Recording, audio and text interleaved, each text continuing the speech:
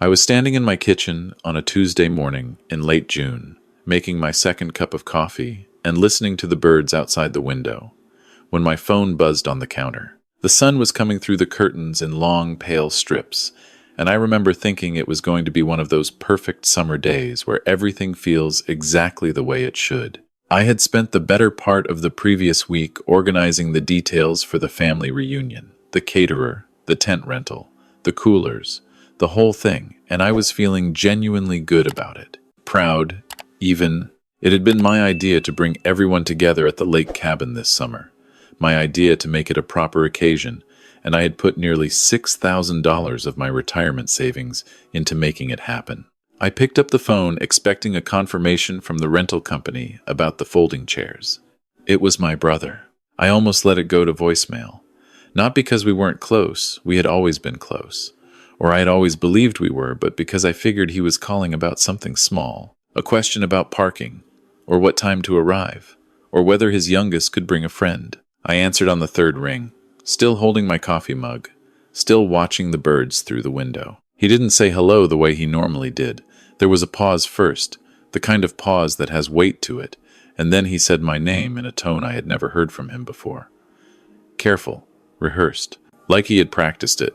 He told me there had been a discussion. He told me that he and his wife and their kids had talked it over and decided that this year the reunion should really just be for the immediate family, his immediate family. His wife's people, their children, their grandchildren.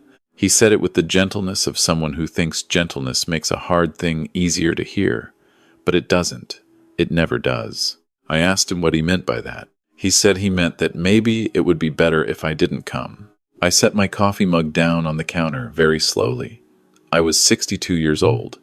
I was a retired high school history teacher. I had been a widower for 4 years. My brother was 57, and I had known him his entire life, had been in the room when he was born, had taught him to ride a bike, and helped him move into his first apartment and stood beside him at his wedding. I had loaned him $40,000 when his contracting business went under in 2009, money he had never fully paid back. I had co-signed on the mortgage for the house he and his wife had been living in for 11 years. I had covered 3 semesters of my nephew's college tuition when my brother said things were tight. And I was the one being asked not to come to the reunion I had planned and paid for. I asked him to explain what he meant by immediate family. He said, I knew what he meant. He said his wife's mother and her sisters would be there, and her brother with his family, and it was just going to be a lot of people, and he didn't want it to feel crowded. He said he hoped I understood. I told him I had rented the tent and the tables and ordered $230 worth of barbecue from the smokehouse on Route 9. He said he appreciated that. He said they would still use everything, and that I shouldn't take it personally.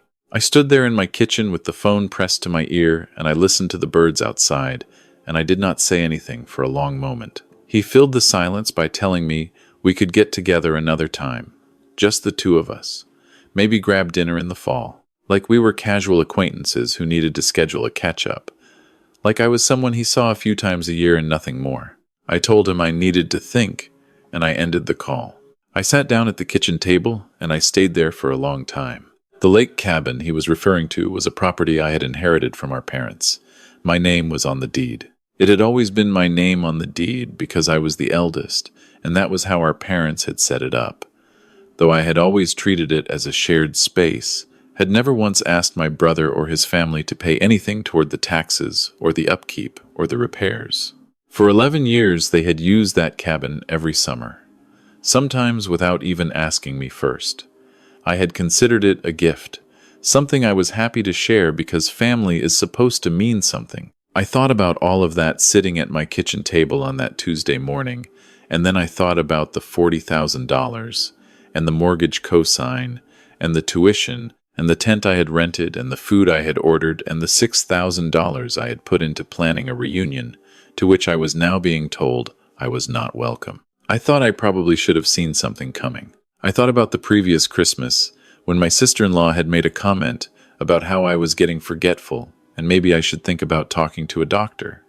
I had laughed it off at the time. I thought about the spring, when my brother had asked me, seemingly out of nowhere, whether I had updated my will recently, and whether I had given any thought to how I was managing my finances, now that I was retired. I had told him I was fine, that my financial advisor was handling everything, and he had nodded in a way that seemed satisfied rather than reassured. I thought about a phone conversation I had overheard by accident 2 months earlier, when I had stopped by my brother's house to drop off a lawnmower he had borrowed and let himself in through the back door because the truck was in the driveway and I assumed someone was home. His wife had been in the next room on the phone with someone, speaking in a low and careful voice, and I had only caught fragments before she realized I was there and went quiet. She had said something about a doctor's assessment. She had said something about his accounts. She had said the word conservatorship. At the time, I had told myself I misheard.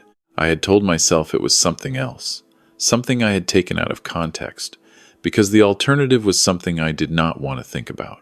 The alternative was that the people I had given the better part of my adult generosity to had been planning something that I was not ready to name. I got up from the kitchen table, and I called my attorney. She was a woman I had worked with for several years, sharp and plain-spoken, the kind of person who did not soften things for your comfort. I told her everything I had just told you.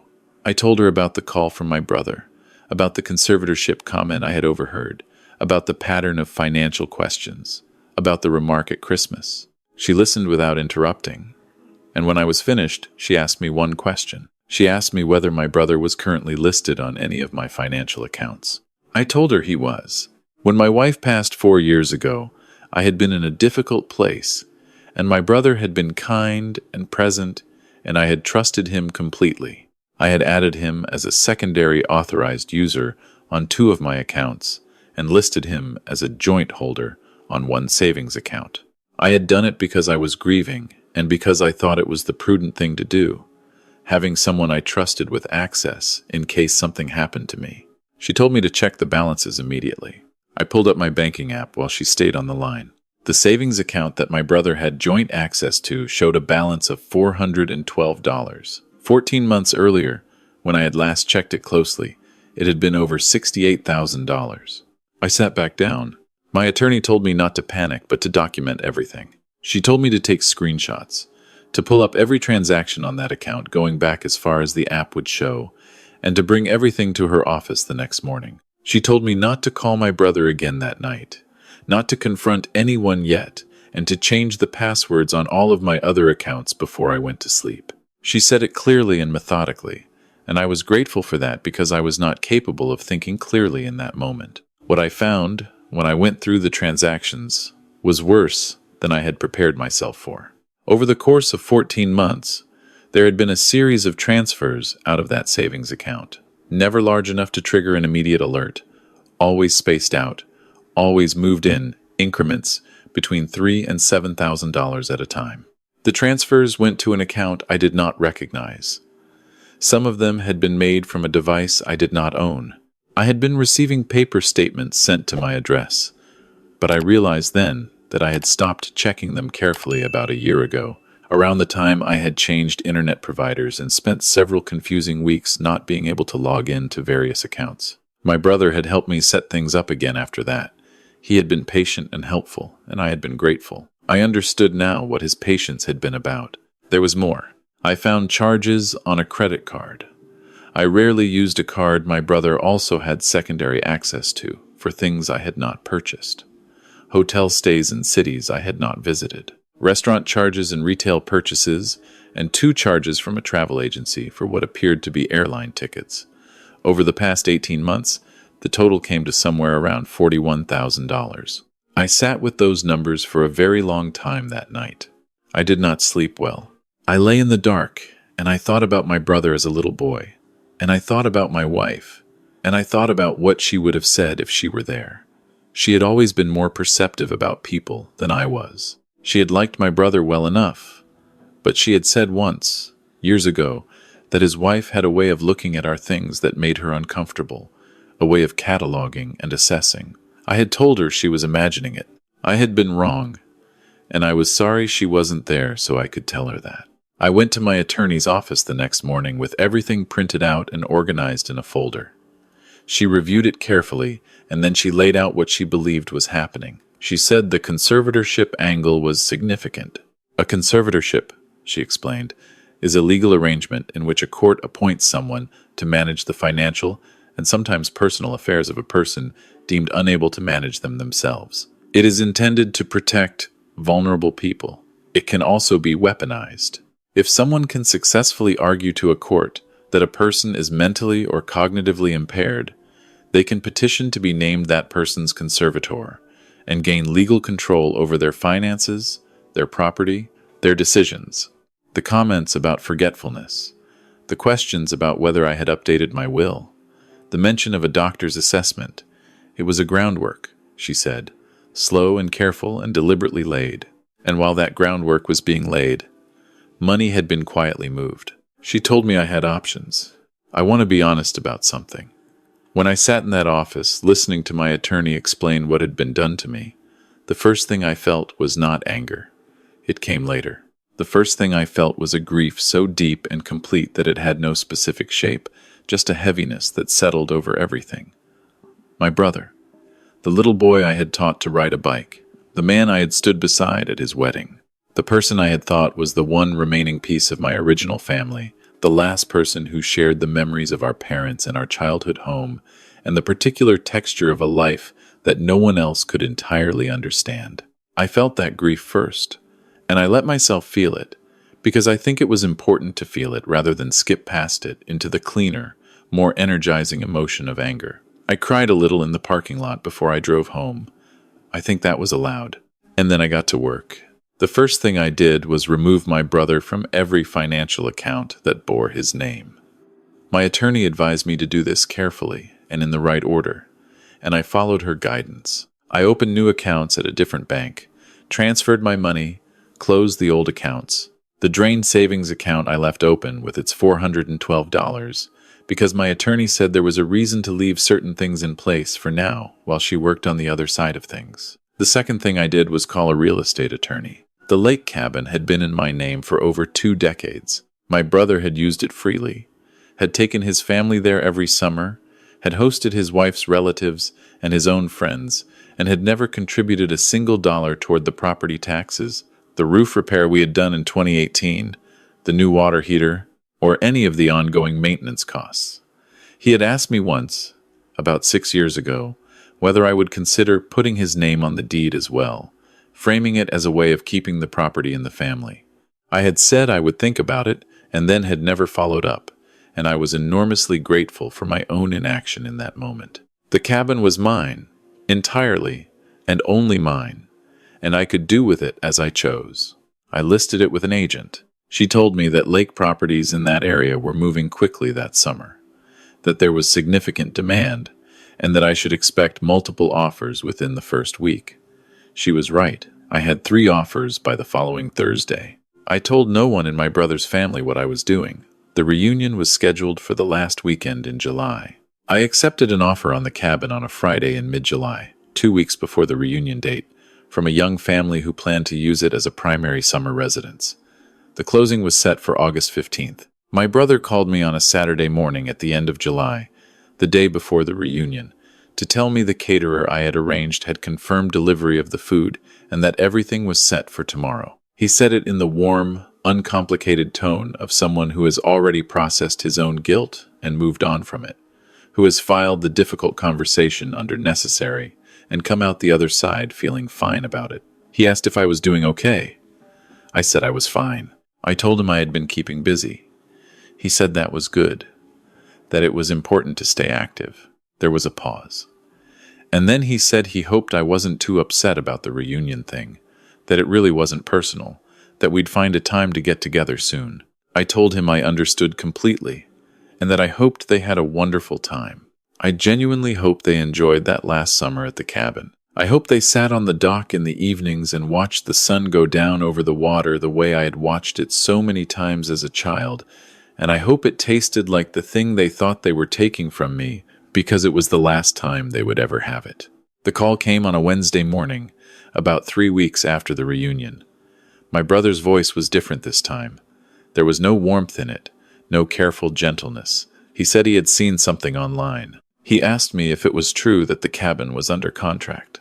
I told him it was. He was quiet for a moment, and then his wife's voice appeared in the background, sharp, and urgent. He said, and I could hear her prompting him with the words that this was a family property and that I had no right to sell it without discussing it with him first, and that he and his family had an expectation of access to that property, and that selling it would be a significant disruption to their lives. I told him the property had been in my name since 1997, that he had never contributed financially to its maintenance or taxes, and that as the sole owner, I was legally entitled to sell it at any time to any buyer I chose. He said I was being vindictive. He said I was doing this because I was upset about the reunion and that I was allowing my emotions to make me irrational. He said that this kind of behavior was exactly what he and his wife had been concerned about, and that maybe it was time to have a serious conversation about whether I was really capable of making these kinds of decisions on my own. There it was, plainly stated now, without the slow, careful construction of the previous months. He said it as a threat, and I think he believed it would work. I think he genuinely believed that if he said the right words, I would back down, the way I had backed down from things my entire life, the way I had written checks and co-signed mortgages and smiled and said, of course, whatever you need, because I was the older one and the more stable one and the one who could afford to be generous. I told him I had already spoken with my attorney at some length about conservatorship proceedings and that she was prepared to address any such attempt with considerable enthusiasm. I told him I was also aware that $41,000 in unauthorized transactions on my credit account and the disappearance of $68,000 from a joint savings account over 14 months were matters my attorney was also prepared to address, and that the documentation was already compiled and in her hands. The line went very quiet. His wife said something in the background that I could not make out. He said my name, just my name, in a voice I had never heard from him before. I told him I hoped the reunion had been everything they wanted it to be, and I ended the call. My attorney filed the formal complaint with the district attorney's office 10 days later. I will not pretend the legal process was simple or quick, because it was neither. What I can tell you is that within 3 weeks of that filing, my brother contacted my attorney through his own lawyer, and the tone of that conversation was entirely different from any tone he had used with me. The words unauthorized and restitution appeared. A repayment arrangement was discussed. My attorney is very good at her job. In the meantime, I did something I had been turning over in my mind for a long time, something that had started as a distant hypothetical and had slowly, over those weeks, become a concrete and urgent desire. I had lived in the same house for 23 years. My wife and I had bought it together, had raised our son in it, had filled it with the particular density of a long, shared life. After she died, it had stayed mostly the same, and I had told myself I was preserving something, honoring something, but I think the truth was that I had been afraid to change things, because change felt like another kind of loss. The house had become a place where I spent most of my time alone with my memories and my regret, and a collection of appliances that were slightly too large for one person. I sold it, not out of anger, or not only out of anger, out of recognition that I was 62 years old, and that the life I had been living for the past 4 years had not been a life so much as a waiting room, and that I was tired of waiting. My son, who lived in Portland and called me every week, and had been unsettled and furious on my behalf when I told him what his uncle had done, had been gently suggesting for over a year that I consider moving somewhere new. He had a point, and I was finally willing to hear it. I sold the house and bought a smaller place in a town I had visited once on a long weekend, and thought about ever since, a smaller, quieter kind of town near the coast, with good weather and a farmer's market on Saturdays, and a community center that offered woodworking classes. It was a town where nobody knew me, which meant nobody expected me to be any particular version of myself. I could simply be whoever I was now, without the weight of other people's history of me pressing down from every direction. I moved in the first week of October, and I was not finished making changes. There was a dog. I had not planned to get a dog, or not exactly planned it. I had driven past the county animal shelter 3 times in my first week in town without stopping, telling myself I was still getting settled, that it wasn't the right time. On the 4th pass, I pulled into the parking lot and sat in my car for about 5 minutes and then went inside. His name, according to the card on his kennel, was Biscuit, which I found undignified and planned to change.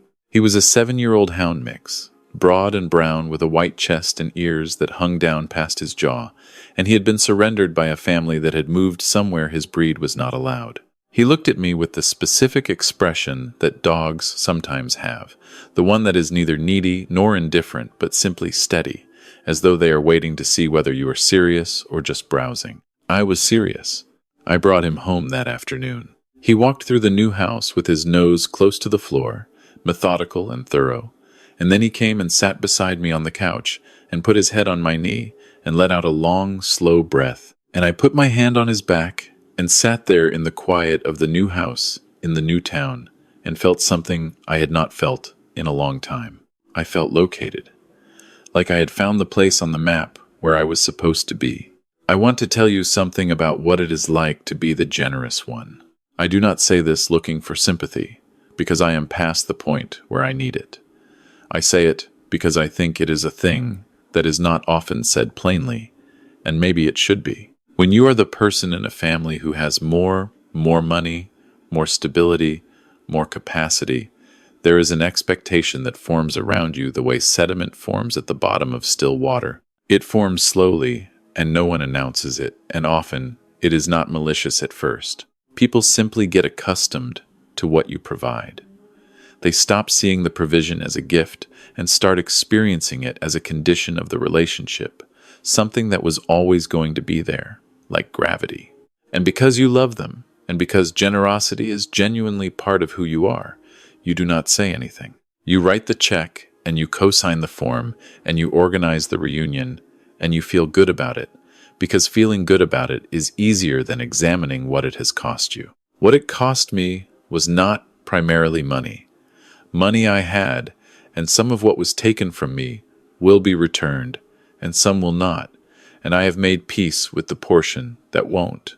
What it cost me was something harder to name, a version of myself that believed the people I loved most were also the ones who loved me most in return, who believed that generosity and loyalty were the same currency, and that what I gave would come back to me in kind. That version of myself is gone now, and I do not entirely mourn him. He was kind and he was trusting, and he gave freely, and those are not bad qualities. But he also looked away from things he should have looked at, because looking at them would have required acknowledging things he was not ready to acknowledge. He let conversations drift past him that he should have stopped and examined. He heard the word conservatorship in the next room and chose, for months, to believe he had misunderstood. The version of me that came after is not harder or more suspicious or more closed. I do not want to be those things. What I am now is simply more clear-eyed. I pay attention differently. I notice what people do rather than only what they say. I am less quick to mistake proximity for love or financial dependency for affection. I am also, genuinely and without irony, happier than I have been in years.